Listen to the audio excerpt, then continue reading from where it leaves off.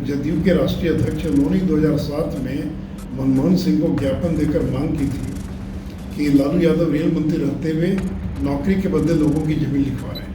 आप तो एनडीए के पार्टनर रहे, केंद्र में आपकी सरकार है, तो 2017 में केस क्यों बंद कर दिया?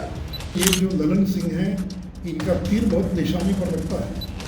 हमारी पार्टी का चुनाव चिन्ह है तीर, तो तीर तो हमने लगाया ही है नरेंद्र मोदी के ऊपर। इसमें से ललन सिंह के तीर से राबड़ी देवी लालू परिवार बच नहीं पाएगा, लिहाजा दोनों में दोस्ती हो गई हो, लेकिन तो तीर चल चुका है, तो तीर उठने वाला नहीं है। तीर तो निशाने पर है और वह निशाना है दिल्ली की सरकार। लाइव सीरीज देखना शुरू कर चुके हैं। बिहार के पूर्व उप मुख्यमंत्री और राज्यसभा सांसद सुशील मोदी ने जमकर जदयू के राष्ट्रीय अध्यक्ष ललन सिंह पर निशाना साधा है। साफ कहा है कि उनका जो तीर है वो निशाने पर लगता है और इस बार इस तीर से लालू राबड़ी नहीं बचेंगे। हमारे साथ बात करने के लिए जदयू एमएलसी हैं नीरज कुमार, कह रहे हैं कि अब तीर निशाने पर लगता है ललन सिंह का। जदयू के राष्ट्रीय अध्यक्ष उन्होंने 2007 में मनमोहन सिंह को ज्ञापन देकर मांग की थी कि लालू यादव रेल मंत्री रहते हुए नौकरी के बदले लोगों की जमीन लिखवा रहे हैं। उसी समय सारा डॉक्यूमेंट उन्होंने सीबीआई को दिया था, प्रधानमंत्री को दिया था। और देखिए, ये जो ललन सिंह हैं, इनका तीर बहुत निशानी पर लगता है। ये जहाँ तीर चलाते हैं वो एकदम निशानी पर जाकर लगता है। इसमें से ललन सिंह के तीर से राबड़ी देवी लालू परिवार बच नहीं पाएगा, लिहाजा दोनों में दोस्ती हो गई हो, लेकिन तो तीर चल चुका है, तो तीर उठने वाला नहीं है। इसलिए आगे आने वाले दिनों में कुछ भी हो सकता है। हमारी पार्टी का चुनाव चिन्ह है तीर, तो तीर तो हमने लगाया ही है नरेंद्र मोदी के ऊपर। जब महागठबंधन बनाया और तीर की आवाज इतनी तीक्ष्ण है और ये ऐसा तीर है कि माननीय अमित शाह जी को कराहना पड़ता है। कहाँ जाकर कराहना पड़ता है? उनको जाकर हिसुआ में, पूर्णिया में लड़ों का नाम लेते हैं। तो नाम काहे के लिए ले रहे थे? 3 बार नाम, हालांकि नाम लेने में भी उनको दिक्कत होता है, नाम भी सही नहीं ले पाते हैं अमित शाह जी, क्योंकि इतना असत्य बोलते हैं कि दिक्कत है। प्रधानमंत्री जी को भी याद है नाम, एकदम कंठस्थ रहता है। इसलिए जब लड़ते हैं तो मन से लड़ते हैं, बीच में नहीं। और ये तो माननीय सुशील मोदी जी, आप इसके गवाह हैं कि 2015 का चुनाव का आपको स्मरण भी होगा। आप लोगों ने मुगालते में आदरणीय नरेंद्र मोदी को रख दिया, 52 सभा करवा दिया, जनसभा कराया और सबसे कम सीट आपको हासिल हुआ था। इसलिए तीर तो निशाने पर है और वह निशाना है दिल्ली की सरकार। लेकिन सवाल तो ये उठ रहा है, कह रहे हैं लालू राबड़ी पर निशाना ये वही ललन सिंह है जो फंसाए थे लालू यादव को। अब उनके बोल भाई, हम तो उन्हीं से पूछना चाहते हैं। आप तो एनडीए के पार्टनर रहे, केंद्र में आपकी सरकार है, तो 2017 में केस क्यों बंद कर दिया? और कर्नाटक चुनाव के बाद सीबीआई क्यों सक्रिय हो जाती है परिणाम आने के बाद? जब महागठबंधन बनता है उस दिन सीबीआई का गृह प्रवेश क्यों होता है बिहार के अंदर? तो आप तो सुविधा के अनुसार, हम जानना चाहते हैं आपसे। है सुशील मोदी जी, तो बताइए ब्रह्मेश्वर मुखिया के मामले में क्या सीबीआई ने अब तक कार्रवाई किया? क्या कार्रवाई हुआ? सीबीआई जांच कर रही है, उसकी क्या नतीजे आए या बताइए। खाली प्रवचन करिएगा वोट के लिए, मजिस्ट्रेट हम लोग हैं, पकड़ लेंगे।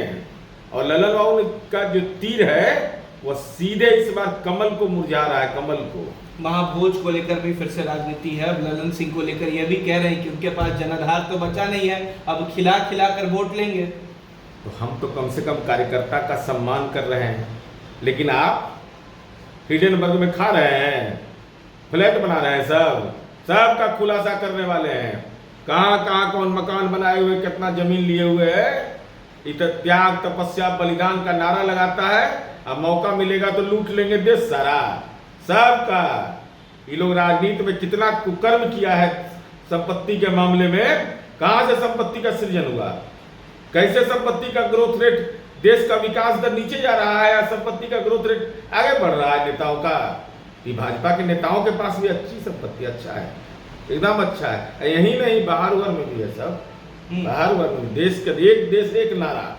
तो जहाँ जहाँ मौका मिला वहाँ वहाँ संपत्ति। हाँ, जम्मू कश्मीर में नहीं खरीदा है, जम्मू कश्मीर के बारे में नहीं, ऐसे महाराष्ट्र है, मध्य प्रदेश है, बिहार के नेताओं का, हाँ बहुत जगह, उत्तर प्रदेश है, बहुत जगह है। अब तो सब चीज़ आ जाएगा समय पर, समय का इंतजार करना चाहिए। केंद्रीय मंत्री हैं गिरिराज सिंह, कह रहे हैं कि मंदिर तो तोड़ते हैं लेकिन मस्जिद को एक इमारत की तरह चमका के रखते हैं। नहीं, हम मंदिर की भी घेराबंदी करते हैं, मस्जिद कब्रिस्तान की भी घेराबंदी करते हैं।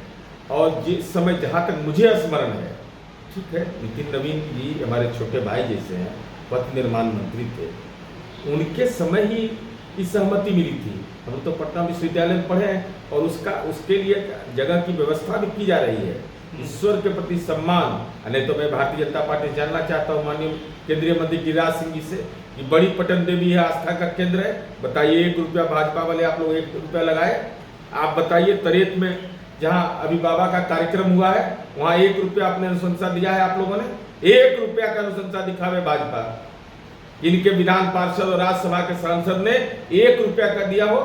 और माननीय मुख्यमंत्री जी ने क्या किया है, जाके जाइए वहाँ बड़ी पटन देवी के महंत जी से पूछ लीजिए। 8.5 करोड़ रुपया की व्यवस्था किया गया है। जरा बतावे ना, इन्हीं के सांसद, इनके विधायक क्या दिए हैं? अरे भगवान के साथ भी छल, ने जनता के साथ भी छल कर रहे हैं। तो हम तो, नितिन नवीन जी तो भाई आप उनके पिताजी के इनके शागिर्द रहे हैं, अब इतना अपमान क्यों करते हैं? उन्होंने सहमति दी थी, पथ निर्माण मंत्री वो थे, शिलान्यास उनके समय में हुआ था। तो अलाइनमेंट किस समय बना? कौन बनाया उस समय? आप गुनाहगार हैं। अगर वहां मंदिर के मामले को आज उठा रहे हैं, इसके लिए कोई गुनाहगार है तो भाजपा गुनाहगार नहीं। वो कह तो रहे हैं कि पहले अंग्रेज कोशिश किए थे, एक नए अंग्रेज बनकर आ गए। मैं तो बता, इसका मतलब नितिन नवीन अंग्रेज हैं? अब इतना अपमानित मत करिए, कम उम्र का बच्चा है, बाल बच्चा जैसा है, अपमानित मत करिए। नितिन नवीन जब मंत्री थे पथ निर्माण का, उस समय उसका शिलान्यास हुआ है, डबल डेक पुल से लेकर के उसका।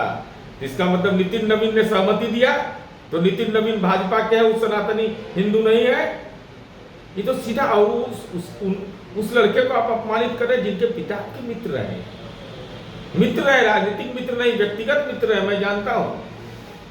तो नवीन सिन्हा जी के पुत्र जिनका सब लोग हम लोग सम्मान करते हैं, माननीय नीतीश कुमार जी सम्मान करते हैं, और उनका बेटा अगर पथ निर्माण मंत्री होकर के अगर सहमति दिया तो उसी को सवाल के घेरे में आपने ला दिया। अरे अपने को तो भगवान को तो नहीं बकस रहे हैं, सनातन धर्म को तो नहीं बकस रहे हैं, कम से कम अपने दल के नेता को तो बकसिए। चलिए, बहुत बहुत शुक्रिया। ये थे हमारे साथ जदयू एमएलसी नीरज कुमार। साफ कह दिया है, कम से कम सनातन धर्म को तो बकस नहीं रहे, अपने ही नेता को बकस दीजिए। वहीं जिस तरीके से सुशील मोदी ने ललन सिंह पर तंज कसा, साफ कह दिया कि तीर तो निशाने पर ही लगता है और ये तीर इस बार केंद्र की सत्ता पर लगने वाला है। फिलहाल खबर में से इतना ही। आप हमारे साथ बने रहे, हमारे चैनल को सब्सक्राइब नहीं किया तो सब्सक्राइब करिए। बहुत